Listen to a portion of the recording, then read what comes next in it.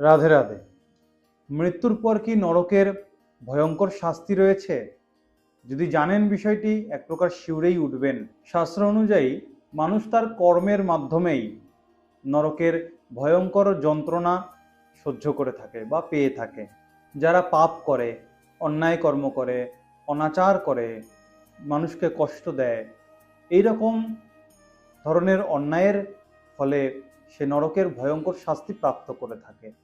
কোথাও আগুনে পোড়ানো হয়, কোথাও ধারালো অস্ত্রের দ্বারা তাকে ছেদন করা হয়, কখনো বা বলছেন কখনো বা কোথাও বিষাক্ত প্রাণীর দ্বারা তাকে দংশন করানো হয়। এই রকম শাস্তি পর্যন্ত বর্ণনা রয়েছেন আমাদের শাস্ত্রে। এই শাস্তি শুধু যে শারীরিক তা নয়, এই শাস্তি এক প্রকার মানসিক শাস্তিও রয়েছে। যমরাজের দূতেরা এক মুহূর্ত বিশ্রাম দেন না এইরকম যন্ত্রণা থেকে। কিন্তু সবশেষে মনে রাখবেন, এই যন্ত্রণা থেকে, এই ভয়ঙ্কর পাপ থেকে মুক্তি পাওয়ার একটা সহজ পথ দেখিয়েছেন। বলছেন সত্য কথা বলা, সত্যের পথে চলা এবং ভগবানের স্মরণ করা। এর মাধ্যমেই নিজের পুণ্য কর্ম সঞ্চয় করতে পারবেন।